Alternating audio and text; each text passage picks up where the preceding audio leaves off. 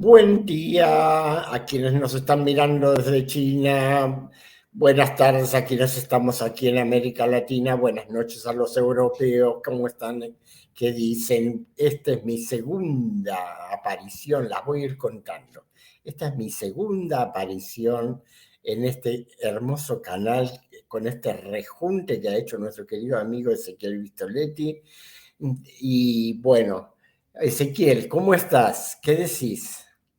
Hola Eduardo, un placer acompañarte a vos acá y a la audiencia naturalmente, acá en DMP Geopolítica, en tu segunda transmisión. Quería recordar sencillamente a través de esta pequeña intervención de mi parte que este canal comenzó como un espacio para las voces críticas como la de Eduardo, como la de Javier Martínez mañana, Adrián Celaya el jueves, Fernando Moragón el viernes, un espacio para las voces críticas con relación a la geopolítica y a la geoeconomía.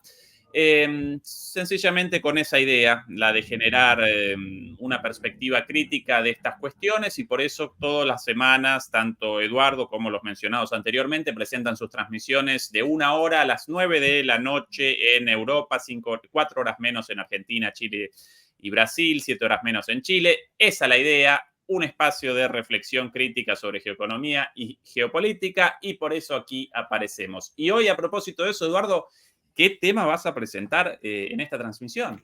Mira, si yo le pongo título, me van a decir, a mí qué me importa que haya entre 4.000 tipos sentados en la otra punta del mundo discutiendo entre ellos qué hacer con la segunda potencia industrial del mundo.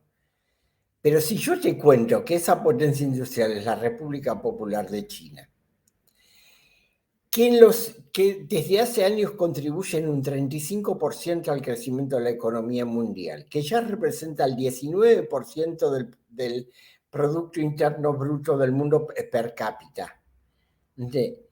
Entonces vas a empezar a decir, bueno, puede tener cierta importancia esto. Se trata de lo que se llama popularmente las dos sesiones, es decir, todos los años, a esta altura de marzo, se reúnen en simultáneo la Asamblea Popular Nacional, que es, ya lo voy a explicar, es bastante más que un poder legislativo, es decir, es la fuente del poder en China. Y paralelamente, todo en Beijing, se reúne la Conferencia Consultiva Política del Pueblo Chino. Las dos funcionan en sintonía, son diferentes, tienen armonía, tienen contradicciones, y todo eso hace el sistema chino. Vamos a tratar de entender a ver qué es esto, porque sabemos que las decisiones políticas y económicas que tomen los chinos nos van a influir enormemente. Lo que no sabemos es cómo funciona eso. ¿Por qué no pasas el primer vídeo sobre la Asamblea Popular Nacional? Aclaro, más tarde vamos a hablar sobre la conferencia. Interesantísimo el tema, Eduardo, y por cierto, recién, mientras vos lo presentabas, ¿cuántas notas, artículos, columnas presenciamos día a día sobre las decisiones en los Estados Unidos? ¿Cuántas en China, ninguna. Sobre Estados Unidos todo el tiempo. Qué bueno que vayas a presentar esto, un agujero negro en el común del conocimiento de todos nosotros. Debería aparecer ahora mismo. Exacto. Esto Comencemos está por... tomado de France 24. Ajá, ahora sí. Bueno, en China se está llevando a cabo esta semana la reunión, la Asamblea Nacional Popular, en la que normalmente el gobierno chino lo que hace es definir sus metas económicas para el año. En esta ocasión, lo que ha dicho el gobierno es que esperan un crecimiento del 5% para este año, un crecimiento económico bien similar al del año pasado, pero con un contexto totalmente diferente. Para más detalles sobre esto, nuestro corresponsal en Beijing, Adrián Fonsillas, nos envió el siguiente informe. Continuidad incluso en tiempos convulsos. China se ha fijado un crecimiento económico del 5% para este año, el mismo que el pasado, pero en un contexto más complicado, lo que subraya su confianza. Lo ha desvelado esta mañana el primer ministro Li Qiang en el discurso de apertura del Lianhue o legislativo. No será fácil conseguir ese objetivo avanzado. Y es que no solo no ha llegado el rebote esperado tras la pandemia, sino que viejos problemas se agravan. La deuda de los gobiernos locales, el envejecimiento demográfico, la crisis en el sector inmobiliario, el bajo consumo interno o el paro juvenil. La receta contra las crisis ha cambiado. China ya no aprueba aquellos enormes paquetes de estímulo que multiplicaban las infraestructuras, aseguraban el empleo y hacían correr el capital, pero que a la vez disparaban la deuda. Ahora apuesta por medidas más quirúrgicas y lo que llama nuevas fuerzas productivas de calidad, es decir, la innovación en industrias como energías limpias, vehículos eléctricos, inteligencia artificial o semiconductores. China confía que estas industrias de alto valor tecnológico releven al sector inmobiliario y las manufacturas baratas como motor económico. Li también ha aclarado que China seguirá con su política exterior independiente, volcada en la paz y opuesta al matonismo y los comportamientos hegemónicos, una alusión oblicua a Estados Unidos. También repite el crecimiento de su gasto militar, un 7,2%, a pesar de su inquietud por la creciente red de alianzas militares de Washington en su patio trasero. China destina a defensa un 1,3% de su PIB, por debajo del 2% que pide la OTAN a sus miembros y muy lejos del 3,4% de Estados Unidos. Bueno, pero Dani... Perfecto, Bien. Muchísimas gracias. Esto sirve para tener una primera idea. Elegí este video además porque se distingue de los videos de otros medios occidentales en que no empieza calificando. Es decir, he visto otros que dicen, es decir, la asamblea de pacotilla manipulada por el Partido Comunista. Bueno, eso es una forma muy linda de decir no tengo ganas de explicarte nada, arréglate como puedas. La Asamblea Popular Nacional de China es el máximo órgano legislativo de China, pero al mismo tiempo es el órgano que elige a todas las autoridades del Estado, es el órgano que elige a todas las autoridades de la justicia y decide sobre la política, decide sobre las líneas de las maestras del Estado para el año siguiente. La Asamblea tiene alrededor de 3.000 miembros elegidos en todo el país a partir de las asambleas regionales. Y aquí vamos al tema, porque si bien es la dirección del Partido Comunista de China es indiscutible, la asamblea no es una mera marioneta del partido. En China se celebran permanentemente asambleas a todos los niveles. Y eso es algo que el público occidental no sabe. Se discute en todos lados y permanentemente.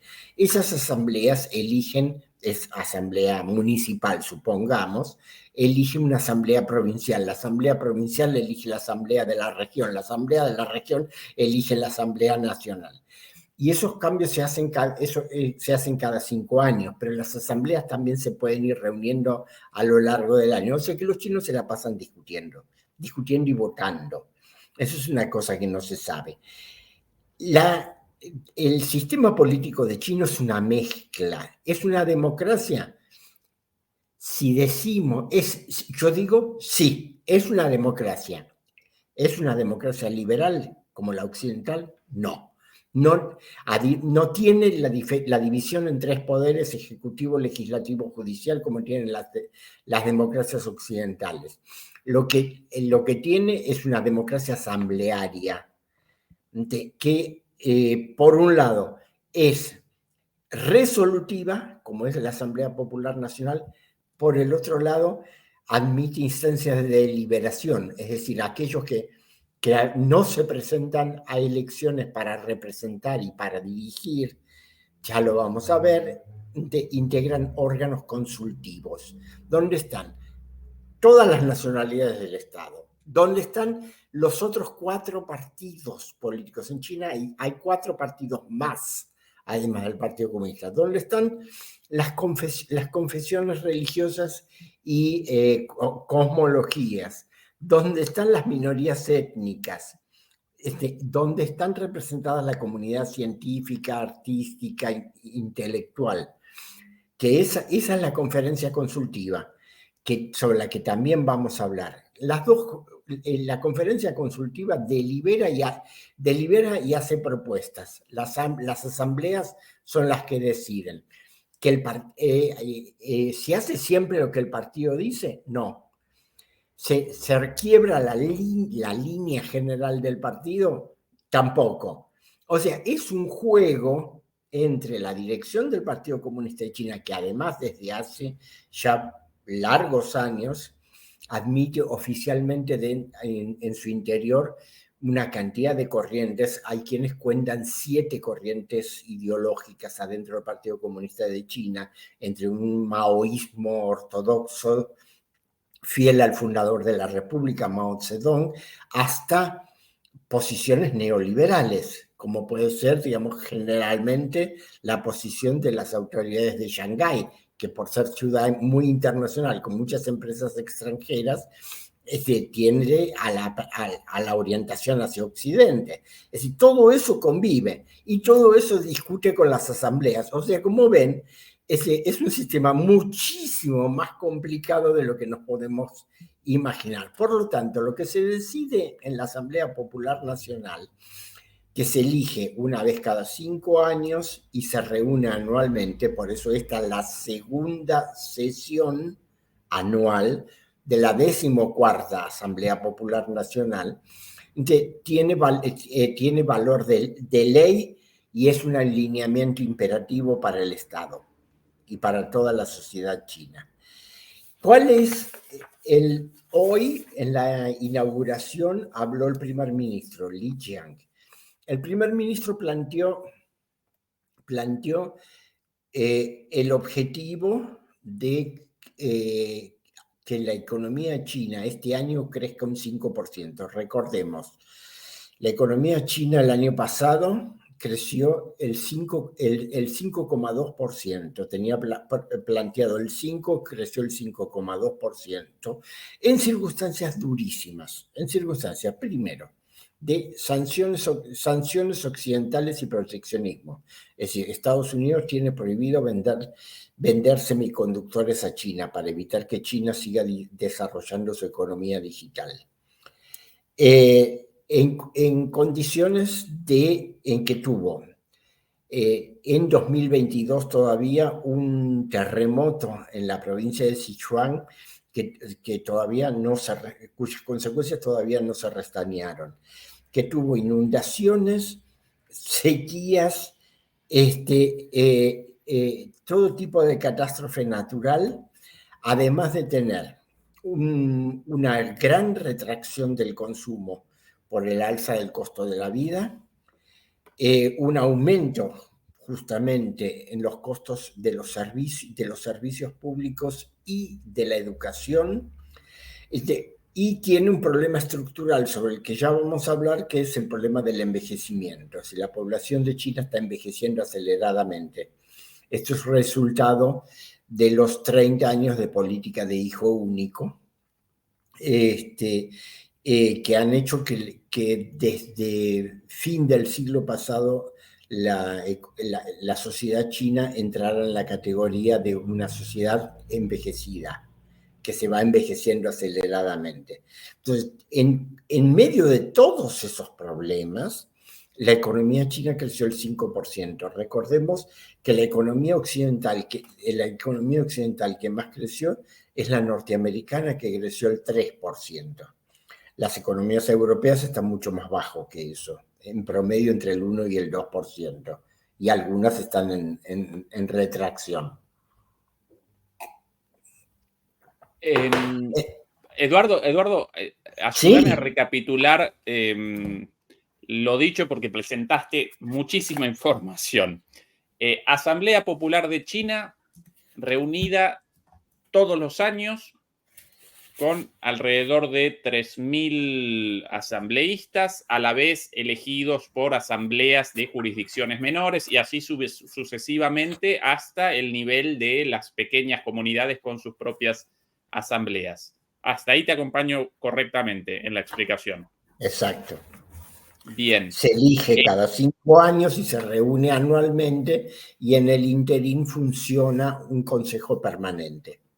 Bien. Y en esa asamblea determinan los cargos ejecutivos, como así también los cargos judiciales. ¿Sí? ¿Correcto eso? Los cargos judiciales, Ministerio Público, las altas autoridades de seguridad, etc. Bien. ¿Y esto durante cuánto tiempo? ¿Una vez al año? ¿Durante cuánto tiempo la reunión de esta gente? Una semana.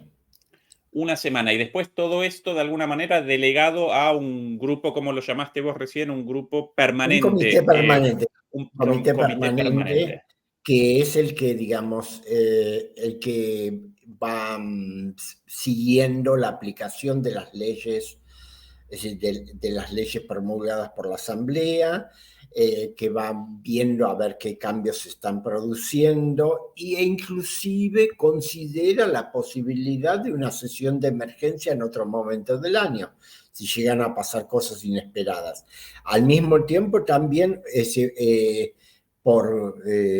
se juntan las firmas del 25% de los asambleístas, hay que convocar a una segunda sesión durante el año.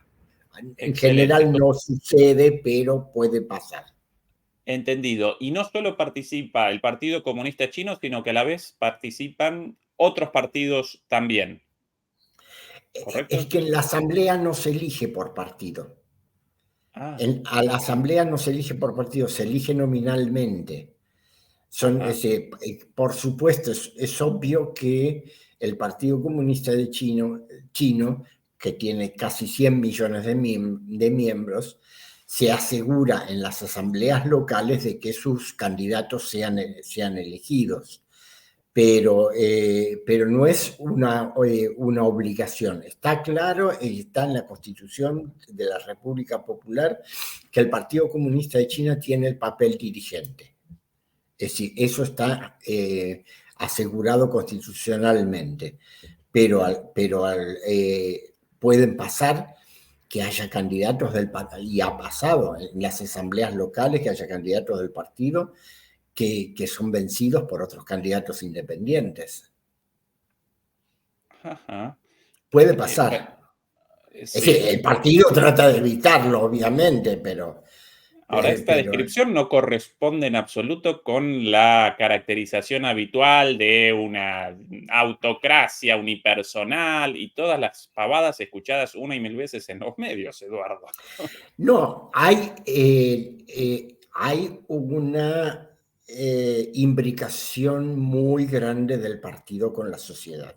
Es decir, si uno tiene la ocasión de reunirse con delegaciones chinas, siempre va a ver que al lado de la persona que formalmente lidera la delegación hay otra persona, generalmente muy callada. Bueno, esa otra persona generalmente muy callada es el representante del partido. Es decir, ellos tienen el sistema del doble comando. En todos los organismos, en todos, clubes, universidades, escuelas, en todos los organismos de China hay o dirige un funcionario de carrera profesional formado especialmente para eso, y al lado está el representante del partido, o al revés. Es decir, el dirigente del Partido Comunista dirige y el otro da todo el apoyo técnico y profesional. Pero en todas partes es así. Eso es lo que asegura precisamente el papel dirigente del partido. Pero puede pasar de que se tomen decisiones contra el partido. Recordemos, por ejemplo, el caso más notorio últimamente, que me viene a la memoria, es en 2022, a mediados de 2022, cuando se produjo, terminada la pandemia de coronavirus, se produjo en Shanghái un nuevo brote. Las autoridades municipales de Shanghái bloquearon los principales barrios empresarios y comerciales durante 3 semanas, y se produjo una protesta tal que tuvieron que dar marcha atrás, porque estaban paralizando la vida económica de la ciudad, y la ciudad más importante del país y una de las más importantes del mundo. Y esas cosas suceden, es decir, no es mecánico. El Partido Comunista de China tiene la dirección y la firma y la va a defender en caso de peligro. Para eso tiene el ejército. Recordemos que en China el ejército no depende del Estado. Las Fuerzas Armadas son el brazo armado del Partido Comunista de China y están dirigidas desde la Comisión Militar Central del Comité Central del Partido Comunista. Es decir, el reaseguro del poder del Partido Comunista de China son las Fuerzas Armadas. Pero al mismo tiempo, el partido está permanentemente en debate interno y dentro de la sociedad. Es decir, no hay que aplicar para nada el viejo modelo stalinista de que el secretario general decide y todo el partido tiene que acatar. Eso no existe. Y el propio Xi Jinping se la ha visto muy dura muchas veces frente a posiciones de dirigentes locales, de dirigentes de regionales o de sectores de la economía. Precisamente es un modelo que tiene sus líneas, tiene su concepción ideológica, pero al mismo tiempo es muy pragmático. Interesante. Sería interesante ahora que pasemos a ver qué es la Conferencia Consultiva Permanente del Pueblo Chino, porque eso completa la visión. Y ahora mismo, aquí, efectivamente. China fijó para 2024 uno de sus objetivos de crecimiento más modestos en décadas. El primer ministro Li Qiang aseguró el martes en la inauguración de la sesión anual de la Asamblea Popular Nacional que se pretende un aumento del 5% del Producto Interno Bruto, aunque remarcó que esa meta es ambiciosa y que no será fácil de alcanzar. Los cimientos para la recuperación económica y el crecimiento sostenidos de China no son lo suficientemente sólidos, como lo demuestran la falta de demanda efectiva, las bajas expectativas públicas y los peligros persistentes y ocultos. El objetivo va en línea con la expansión del PIB del año pasado, de un 5,2%, pero se sitúa lejos del dinámico ritmo de crecimiento de la economía china en los años 1990 y 2000.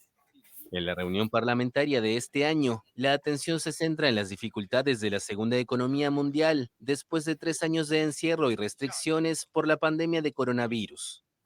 Por otro lado, las autoridades comunistas apostaron por reforzar la defensa y la seguridad, con un aumento del 7,2% del gasto militar, en medio de tensiones geopolíticas en la región por Taiwán o las disputas territoriales en el mar de China Meridional.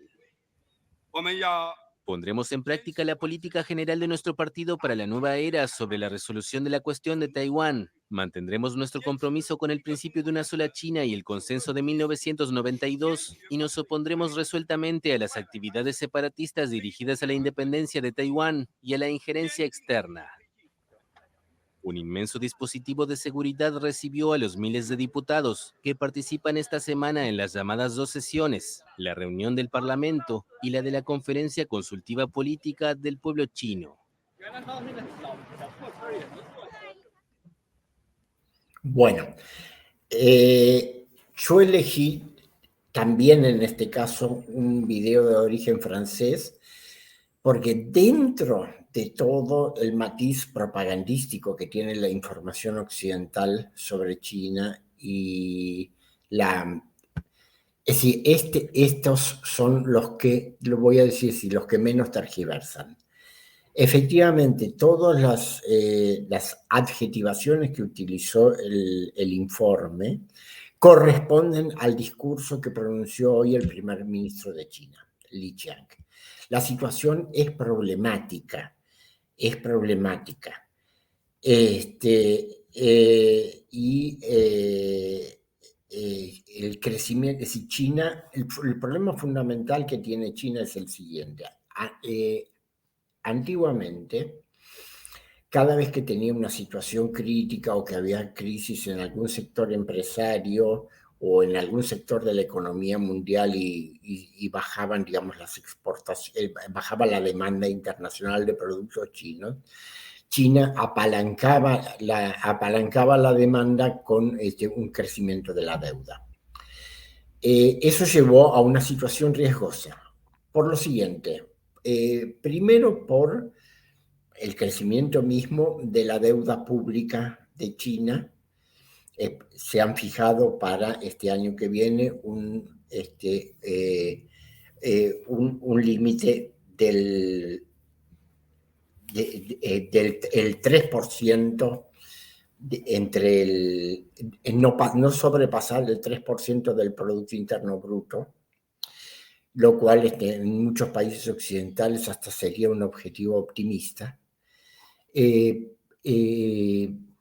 por el riesgo que implica la deuda. Pero por el otro lado, en China ha habido históricamente todo un mercado paralelo, un mercado financiero paralelo. Por un lado, bancos de menor escala, sistemas mutuales y cooperativos de crédito, e incluso crédito privado, lo que digamos habitualmente llamaríamos el prestamista. Es decir, eso circuló muchísimo en la economía china y lo sirvió para alcanzar sus altas tasas de crecimiento.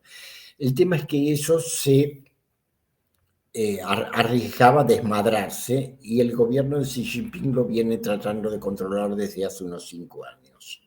Es decir, eso le está poniendo una faja para que no se exceda.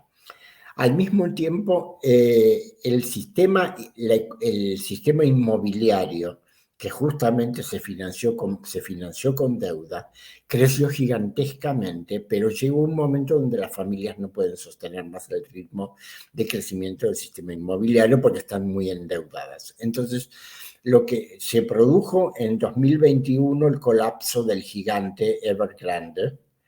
El Estado obligó a la empresa a vender propiedad inmobiliaria a municipios y provincias en muchas partes del país. La empresa redujo sus tenencias enormemente y con eso de algún modo se pudo calmar. De algún modo se pudo calmar el mercado inmobiliario. De todas maneras, hay otras empresas en riesgo por su excesivo endeudamiento. En este momento lo que se está tratando de hacer precisamente es el relanzamiento de la demanda, es el impulso a la demanda, no realizarlo con deudas, sino precisamente con nuevas tecnologías, con el desarrollo de nuevas tecnologías. Eso es lo que viene insistiendo Xi Jinping en el último tiempo, la necesidad de las tecnologías productivas novedosas. Hay problemas con la traducción. Unos lo traducen como nuevas tecnologías, otros lo traducen como nuevos productos tecnológicos. La idea fundamentalmente es incentivar mucho y sobre todo a nivel local el desarrollo de la movilidad eléctrica, la aplicación y la utilización de la inteligencia artificial en más y más actividades de la economía, el desarrollo, por supuesto, en consonancia con esto de la cibernética, lo cual implica también el desarrollo en la producción de semiconductores. Es decir, China logró romper el bloqueo norteamericano. Parece que se retomaron los envíos desde Taiwán, que es el principal productor mundial de semiconductores. En un momento dado, los norteamericanos querían bloquear completamente a la República Popular e impedir que Taiwán le mandara los semiconductores. Pero de todas maneras, China está tratando de alcanzar la independencia. Está muy ayudada también por tecnología rusa e iraní en esto, que curiosamente es un aspecto tecnológico en el que están a la vanguardia. Entonces, con el desarrollo de estas nuevas tecnologías, no solamente se intenta generar trabajo, es decir, aumentar la productividad sin bajar el nivel de vida de la población, porque se podría optar, por ejemplo, por pagar menores salarios para ajustar las cuentas, como se hace habitualmente en la mayoría de los países, y para los que somos argentinos estamos teniendo una dolorosa experiencia al respecto. Pero en Europa también se lleva desde hace años políticas de ajustes y, sin embargo, la economía no repunta. En el caso de China han optado por lo otro, no bajar el nivel de vida de la población, al contrario, mejorarlo, pero no mejorarlo con crédito, sino mejorarlo modificando el perfil productivo. Eso implica un desafío muy grande, porque tienen que entrenar y movilizar a millones y millones de personas para que cambien las tecnologías con las que vienen trabajando. Tienen que entrenar a la juventud. Es decir, el desempleo juvenil hasta los 25 años aumentó mucho, y en las ciudades, en las regiones urbanas, llegó al 20%, lo cual es peligrosísimo para la estabilidad social de un país que depende mucho de su cohesión social para tener estabilidad política. En general, todos los países dependen de eso, pero en el caso de China, por las características del sistema y por las condiciones de la polarización internacional, la dependencia se hace aún mayor. Entonces, ellos lo que están eso por un lado, para aumentar la productividad. Por el otro lado, obviamente, para aumentar la competitividad internacional. Es decir, China solamente puede mantener su desarrollo económico en dirección a la meta que se fijó para 2035, ser una sociedad socialista moderada, de moderado bienestar. Sí está en condiciones de afirmarse decisivamente en el mercado mundial frente por un lado, a la competencia de las potencias y las empresas occidentales, pero por otro lado, frente a las medidas extraeconómicas que toman los países occidentales para bloquear el desarrollo chino. O sea, el bloqueo en determinadas áreas comerciales, medidas proteccionistas, para arancelarias, o sea, con argumentos técnicos, por ejemplo, o sanitarios. Es decir, el clima está muy, muy enrarecido. Las potencias occidentales adoptaron la decisión de desacoplarse de China, sobre todo Estados Unidos impuso esa línea. El problema, y China precisamente lo que quiere es mantener una economía globalizada, como dicen ellos, sanamente globalizada, es decir, donde todos ganen y nadie pierda. Esa es la consigna china. Bueno, eso implica, digamos, una gran modificación de la estructura productiva china. Por otra parte, ellos tienen un problema serio de envejecimiento, ya lo mencioné. Es decir, necesitan imperiosamente el salto tecnológico para aumentar la productividad y que el sistema de jubilaciones y pensiones sea sostenible. Porque si no, para 2030 ya van a estar, ya se les va a volver financieramente insostenible. O sea, están ante una cantidad de desafíos y problemas reales muy grandes, y han optado por salir, se podría decir, fugando hacia adelante. En este contexto, Eduardo, con todas estas dificultades derivadas de la pandemia, de las restricciones impuestas por los países occidentales, impulsados por Estados Unidos, recuerdo el caso de Evergrande, mencionado por vos, básicamente la empresa inmobiliaria más grande de China. En algún momento, el endeudamiento promovido por esta empresa generó dificultades financieras a escala nacional en todo China. Sin embargo, el gobierno de China pudo determinar inmediatamente cambios profundos en la legislación, en la gestión de esta empresa, en el mercado inmobiliario en su conjunto, y de esa manera desactivar la crisis. Con lo cual ahí aparecería, con respecto a Occidente, aparecería una diferencia. Una economía... Pero no resolverla. A ver, consiguió reducir el riesgo, y ahí es precisamente donde incide la flexibilidad y el pragmatismo del sistema chino, en lo que yo explicaba al principio. ¿Qué hicieron?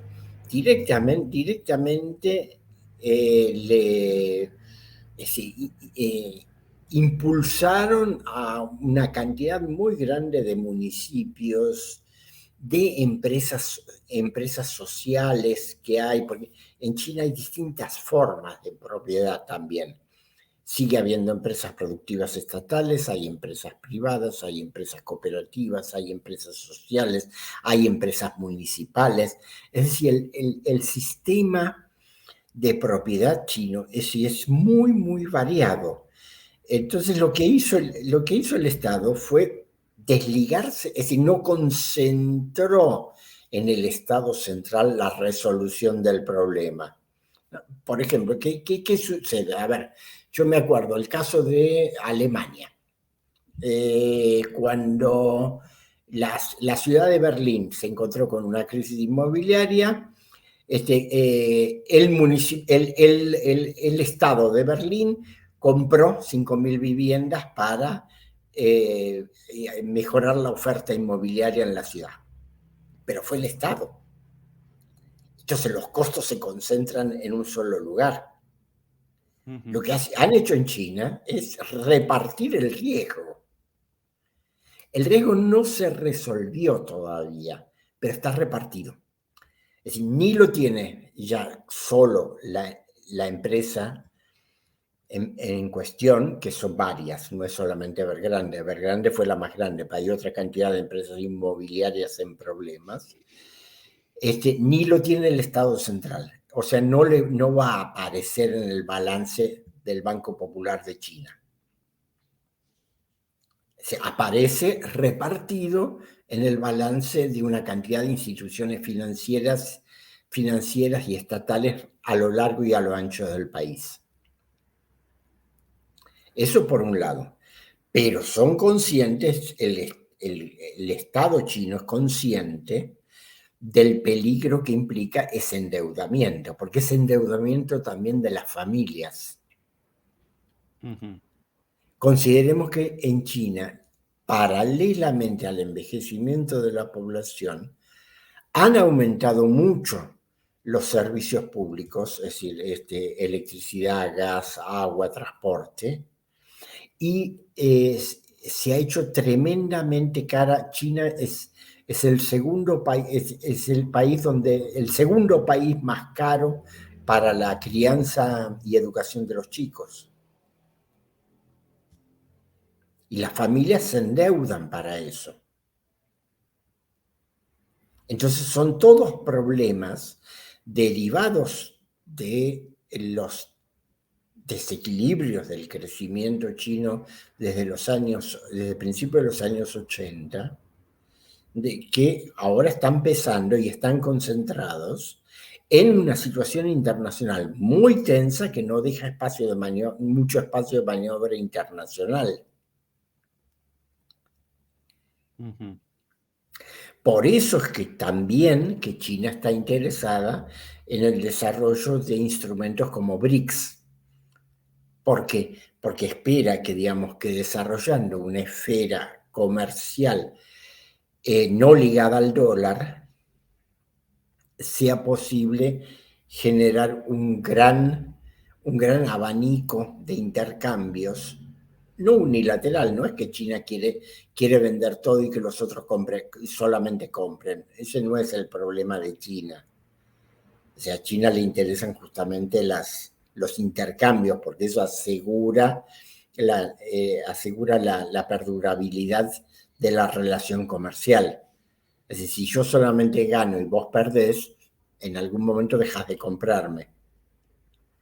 Ujú. A China lo que le interesa es que vos también me puedas vender. Bueno, pero para eso necesita una esfera no atada a los avatares del dólar, que está a su vez muy sometido a las subas y bajas de la economía y la política norteamericana. Si el dólar es una moneda, no solamente porque sea la moneda norteamericana, es una moneda es decir, arbitrariamente dependiente de cualquier resfrío que haya en Estados Unidos. Entonces no es confiable. Y yo no sé cuánto va a valer un dólar dentro de 2 meses, porque Estados Unidos está en campaña electoral, qué sé yo, ¿qué pasa si lo bajan a Biden por senil? Y el dólar va a modificar su valor. Yo estoy haciendo transacciones en dólar a pagar dentro de 3 meses y resulta que voy a tener que pagar y que el valor va a ser otro del que yo calculo. El dólar no es confiable. Entonces, China lo tiene muy claro eso. No solamente China, hay otros países que también lo tienen muy claro, y por eso está tratando de pasar, están discutiendo en BRICS, ya sea una canasta de monedas o un respaldo con una moneda digital. Están viendo distintas alternativas para tener un instrumento estable de comercio internacional. Bueno, China necesita eso precisamente.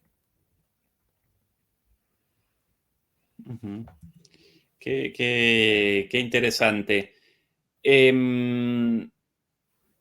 Esto con respecto a el grupo Evergrande y el mercado inmobiliario, ¿sí? Pero los problemas evidentemente no solo están presentes ahí, sino también en otros ámbitos de la economía.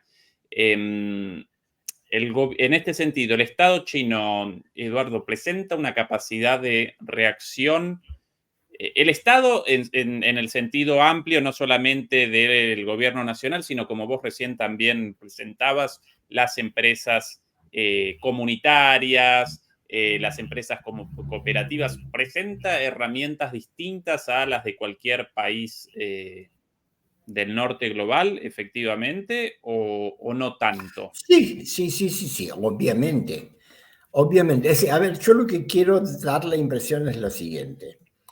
Es decir, ni la economía china es un desastre, como vienen afirmando los medios occidentales, que la tónica general que tenían en las últimas semanas es, se realizan las 2 sesiones en una situación crítica para Xi Jinping. Sí, es crítica, pero no es más crítica que la que tiene otro dirigente mundial, por lo menos ninguno de su nivel. Y ni tiene todo resuelto.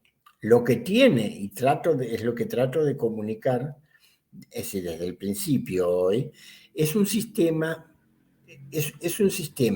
de unión y cohesión nacional muy firme, respaldado por principios que toda la sociedad comparte. En eso está claro, asegurado por el poder militar que ha ido desarrollando y que sigue desarrollando, y que, como escuchamos en el primer video, sin embargo, gasta menos en defensa de lo que gastan los Estados Unidos y menos del 2% del Producto Bruto que le están imponiendo a los miembros de la OTAN. China gasta el 1,7%. A pesar de que ahora va a tener un crecimiento del presupuesto para defensa del 7%. Sigue gastando menos que los países occidentales. Con esos elementos le dan una gran cohesión. Ahora, dentro de esa cohesión, justamente para mantener y darle perdurabilidad a esa cohesión nacional, han instrumentado un sistema muy pragmático que les permite hacer correcciones por el camino. Por supuesto, el partido vela para que nadie se pase de la raya y, en lo posible, mantener la dirección en cada lugar. Pero si no la mantienen en un lugar, la intenta recuperar modificando. Es decir, cambian mucho el curso. Es decir, no es para nada un sistema. Es decir, nosotros estamos demasiado acostumbrados al viejo sistema soviético. No tiene nada que ver el sistema político chino. Ellos se justificarán y se legitimarán a través del marxismo, como dicen ellos, el marxismo pensamiento de Xi Jinping, pero ya ese guión entre marxismo pensamiento de Xi Jinping indica un pragmatismo enorme, porque el pensamiento de Xi Jinping se desarrolla 70 y tantos años después de fundada la República Popular, o sea, es producto de la experiencia y no tiene nada que ver con un dogma.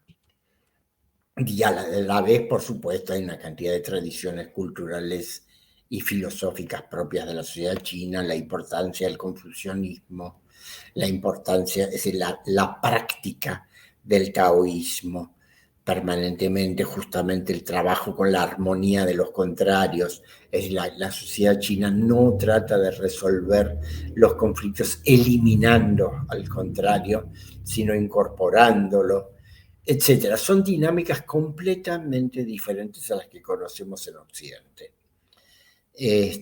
Van a poder resolver los problemas y yo creo que están en mejores condiciones que los países occidentales y de lo que estamos muchos países del sur global. No es una panacea ni es un modelo de exportación. Es decir, yo no sé si personalmente podría vivir en China, porque son reglas y condiciones desarrolladas a través de miles de años. Es eso. Pero tienen efectivamente en una situación muy crítica, se plantean crecer el 5%. ¿Qué país industrializado se propone crecer el 5%? Ninguno.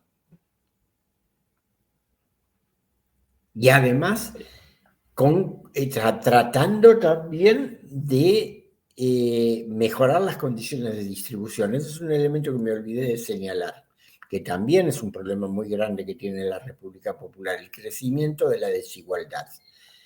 El 1%, la proporción es igual a la de Estados Unidos. El 1% de la población tiene el 50% de la riqueza del país. Es decir, se ha desarrollado una élite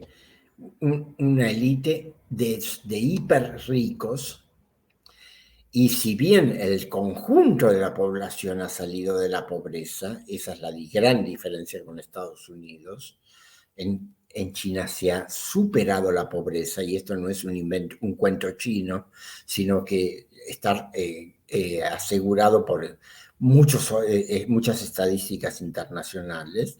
La diferencia de ingresos con los hiperricos es demasiado grande. Y como se sabe en todos los países, cuando la desigualdad aumenta, disminuye el consumo.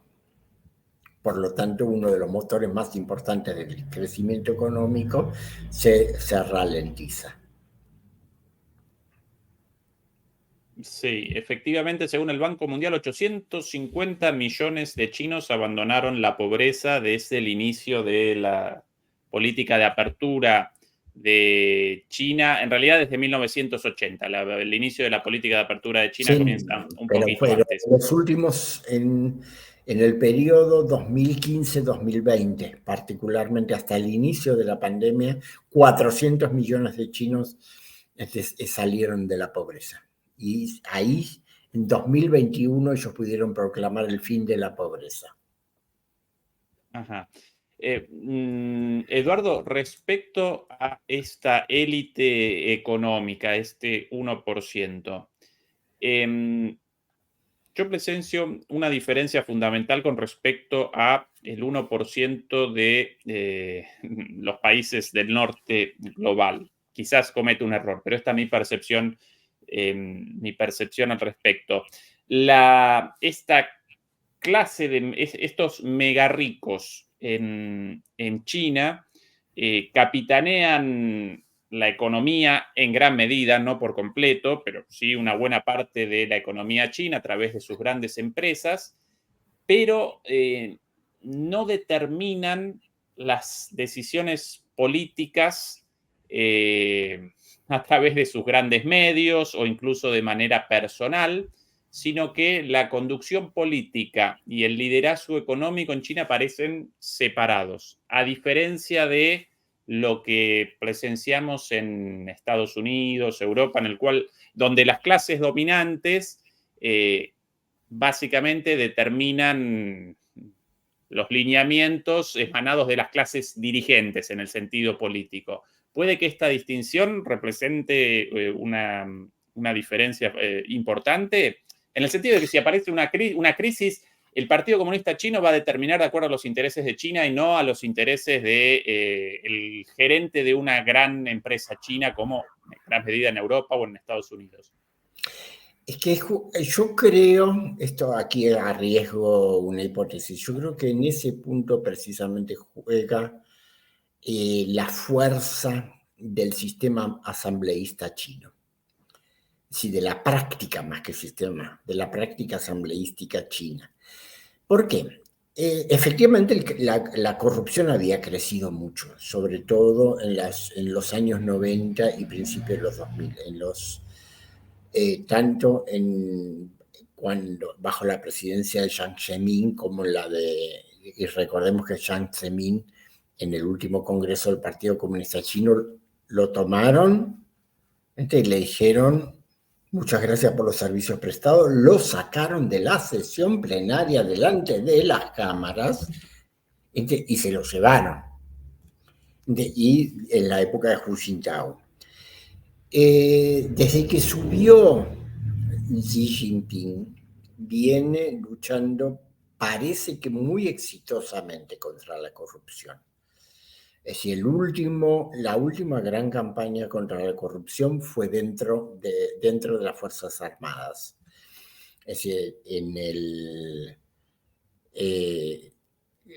¿cuándo fue esto? En 2022, depusieron, es decir, la Comisión Militar Central depuso al máximo jefe de logística del Ejército Popular de Liberación por haberse enriquecido a través de las compras del ejército. Y con él cayó una ristra de oficiales a lo largo y a lo ancho de las Fuerzas Armadas y de todo el país. Hay un ejemplo que habla tanto por la lucha contra la corrupción como por el pragmatismo del sistema. Jack Ma, el fundador y dueño de Alibaba, que sí que es tanto o más grande que Amazon, es decir, empresa de mercado en Internet, fue forzado por las autoridades chinas, si bien recuerdo, al comienzo de la pandemia, creo, fue forzado a desprenderse de una cantidad de empresas para que no adquiriera un poder monopólico. Precisamente eso va hacia tu pregunta. Es decir, lo obligaron a vender. Bueno, como el señor cumplió con las tareas encomendadas, el mes pasado fue integrado al Partido Comunista de China, nuevamente. Fue admitido nuevamente en el partido. Y entonces tienes un gigantesco empresario de mercado en Internet que es parte del partido y que por lo tanto decide en órganos colectivos en los cuales el tipo tiene que defender su posición.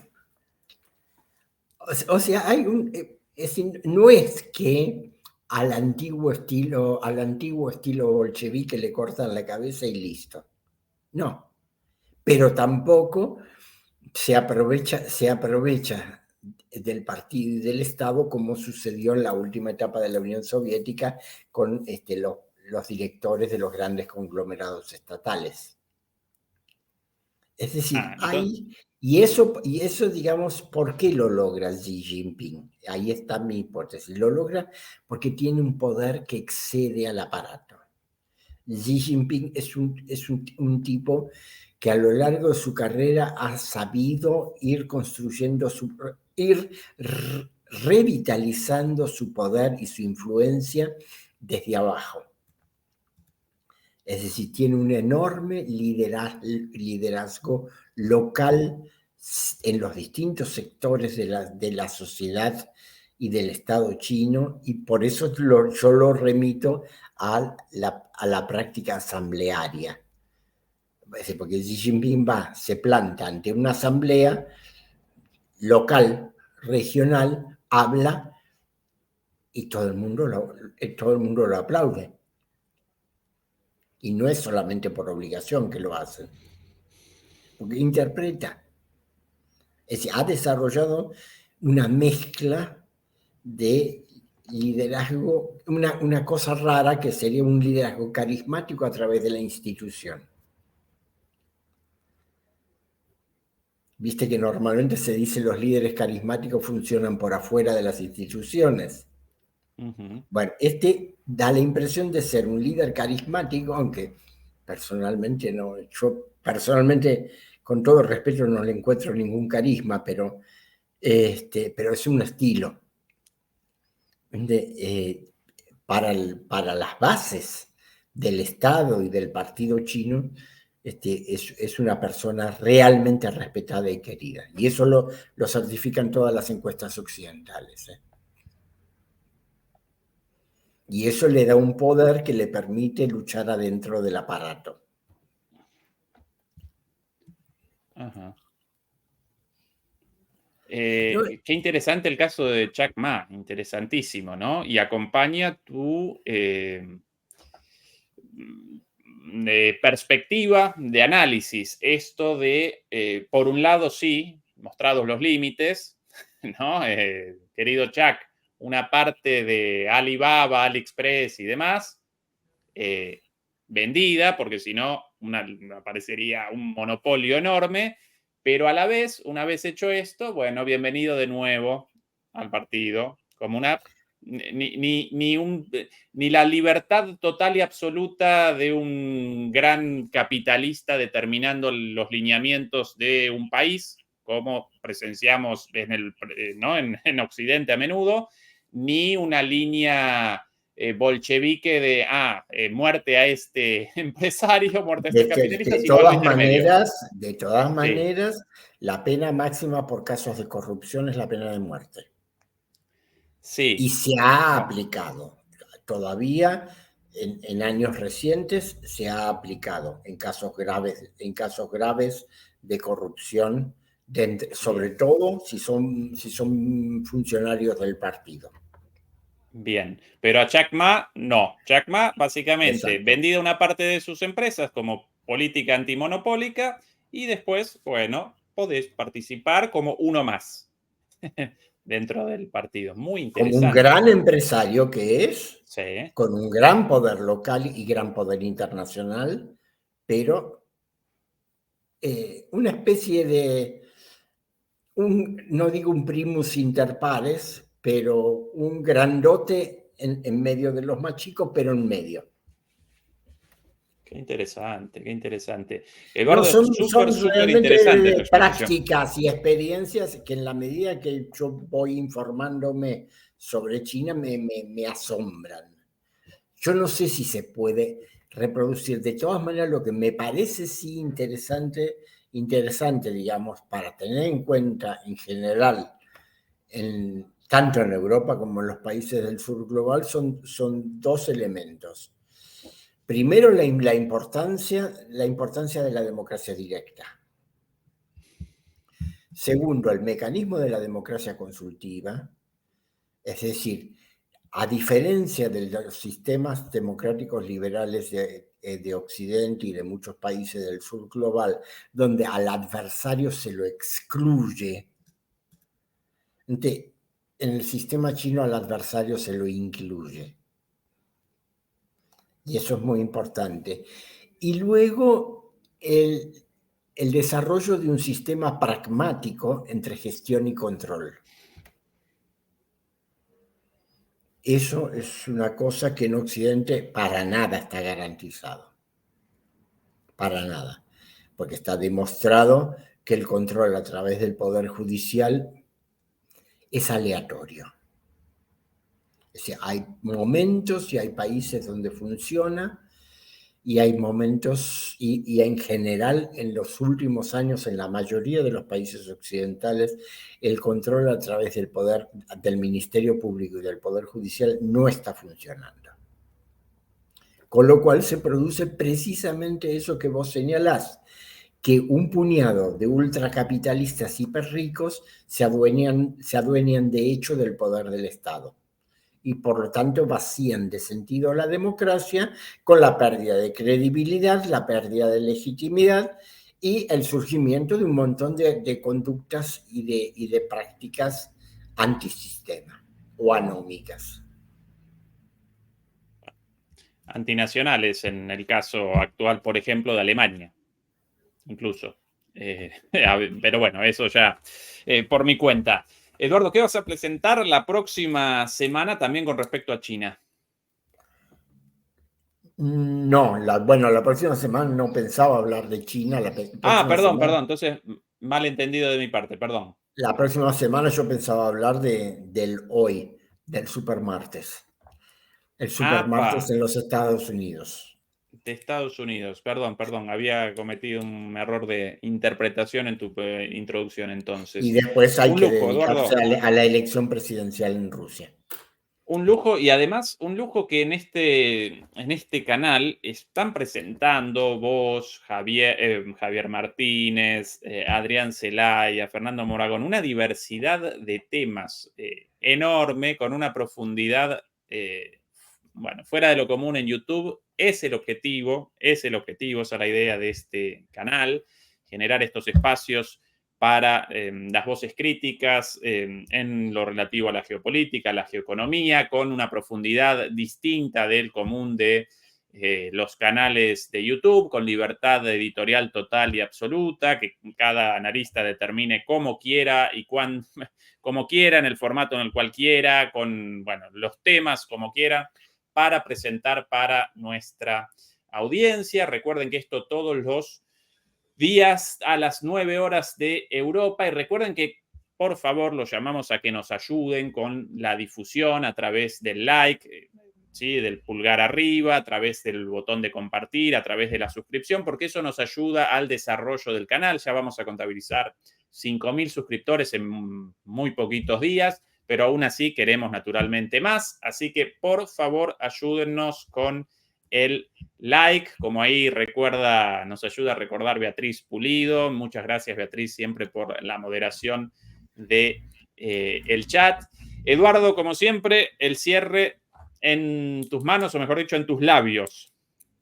Soy yo quien te agradezco la posibilidad de estar aquí realmente y de formar parte de este equipo.